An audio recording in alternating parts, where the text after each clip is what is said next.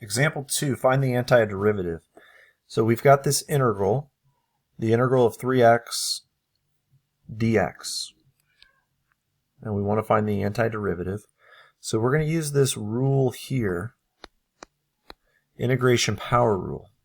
So if we have the integral of x to some power dx, the rule is it's going to be x, and then you're going to take n plus 1 divided by n plus 1 plus c, which is the constant, and this rule cannot be applied when n is equal to negative 1. Any other case it can be applied. So for this one, I'm going to rewrite this integral. I'm going to factor the constant out in front, and then I've got x to the first power dx. So now it fits this power rule where I'm going to do 3, and then if I apply the power rule, it's going to be x 1 plus 1, which would be 2, divided by 1 plus 1, which would be 2, plus c. That's the antiderivative. If I simplify this a little bit, it's going to be 3 over 2 x squared plus c. If we would take the derivative of this, so if we take the derivative of the antiderivative, we should end up back at 3x. So let's try that. If we take the derivative here, all right, 2 times 3 over 2 is 3x. The derivative of c, that's a constant, that's like 2 or 3 or 7. That's going to be 0, so that would be our answer. So this does check. Let's look at 3. So for all of these, we're going to manipulate it first. So I'm going to rewrite this as x to the negative 3 dx. That's telling us integrate with respect to x. And then the antiderivative here, we're going to use the power rule again. So it's going to be x to the negative second divided by negative 2 plus c. And I could leave it like that, or you could rewrite it as negative 1 over 2 x squared plus c. That's fine as well.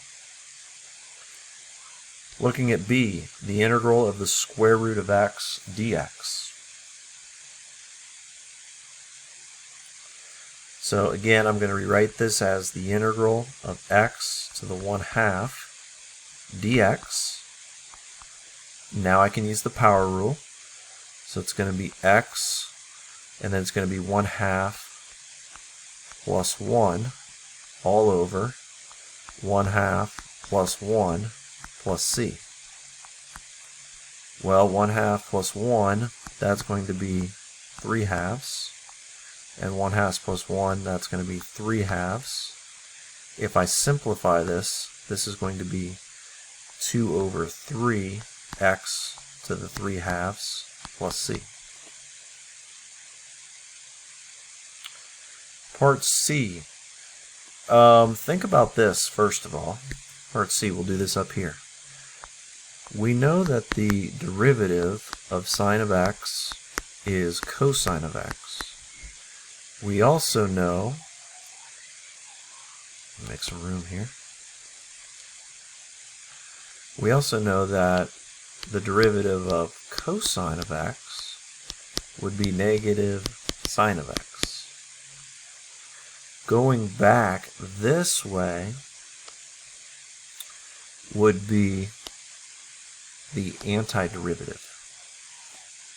So, first of all, let's rewrite this as 2 times sine x dx. Okay? And then this isn't quite this. So I could do this. I could do negative 2, the integral of negative sine of x dx. right? That's the same thing.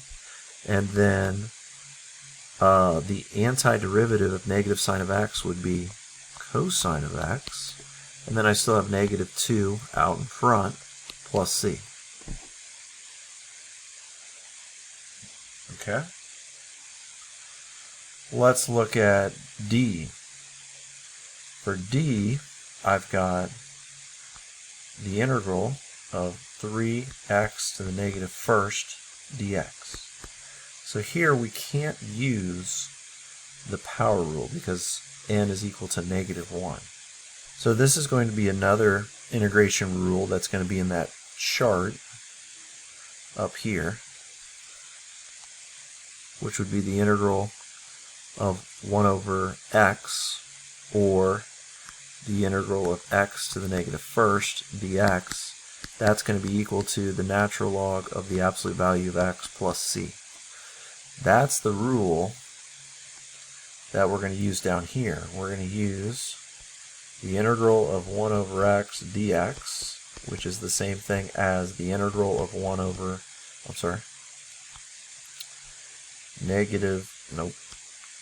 x to the negative first dx. That is equal to the natural log of the absolute value of x plus c.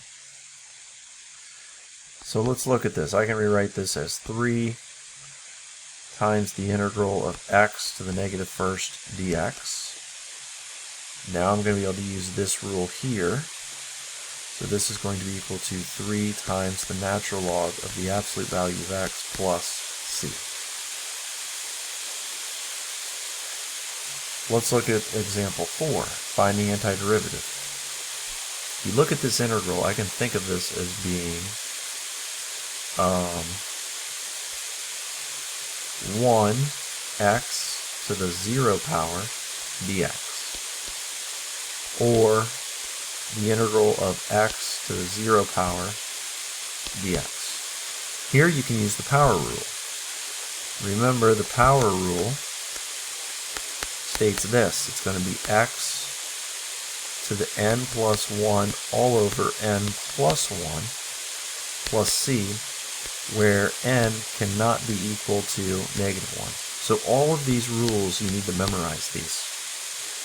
So this applies here.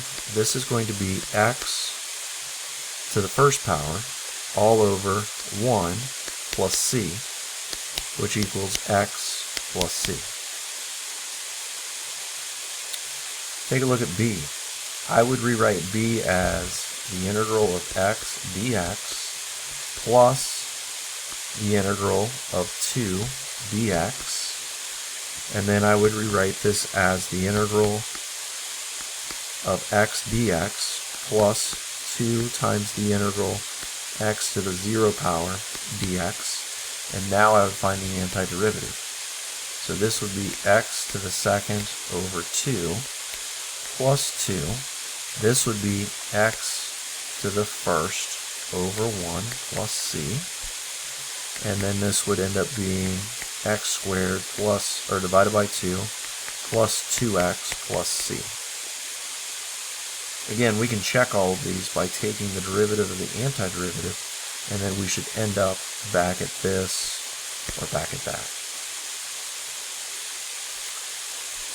This one, same thing. I can take the integral of 3x to the 4th dx minus the integral 5x squared dx plus the integral x dx.